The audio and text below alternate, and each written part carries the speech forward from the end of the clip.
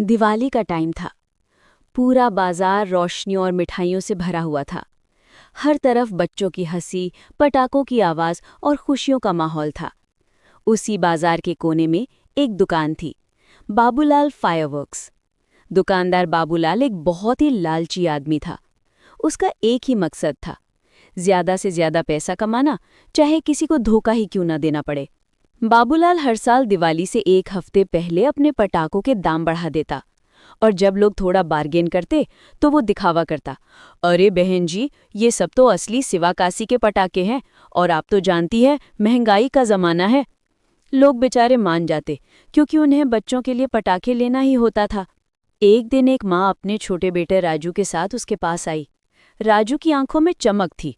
उसने एक सुंदर रॉकेट और फुलझड़ी देखी थी। माँ ने पूछा, भैया, ये रॉकेट कितने का है? बाबूलाल बोला, बस 200 रुपए का।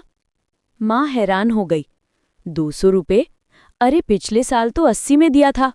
बाबूलाल हंसकर बोला, बहन जी, इसमें इंपोर्टेड पाउडर है, आसमान तक जाता है।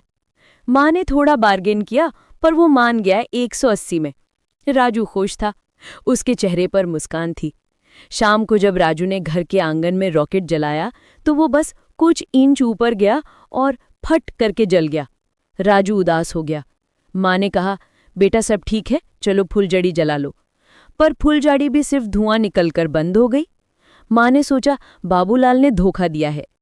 अगले दिन सुबह बाजार में आवाज उठी कि बाबूलाल के पटाखों से लोगों के हाथ जल गए। 2-3 घरों में पटाखे फटने के बजाय फट पड़े थे। लोगों ने उसकी दुकान बंद कर दी।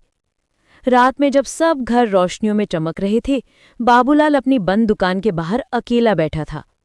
उसके पास ना ग्राहक थे, ना पैसा। उसने देखा, सामने राजू अपने घर के बाहर छोटी सी मिट्टी की दियास जलाता हुआ मुस्कुरा रहा था। उसके पास ज्यादा पटाखे नहीं थे, पर उसके घर में खुशी थी। बाबूलाल के आंखों में आंसू आ गए। उसने सोचा, मैं तो हर साल लोगों को धोखा देता रहा, पर असली खुशी तो उनके चेहरे की मुस्कान में है। अगले दिन बाबूलाल ने अपनी दुकान का बोर्ड बदल दिया, सच्चे दिल से फायरवर्क्स। इस बार उसने सस्ते और सेफ पटाखे बेचने शुरू किए। बच्चे फिर से हंसकर उसकी दुकान पर आए। और तब बाबूलाल ने समझा, लालच से आग लगती है, पर ईमानदारी से रोशनी होती है। मॉरल: लालच कभी खुशी नहीं लाता, सच्चाई और ईमानदारी ही जिंदगी का असली पटाखा है।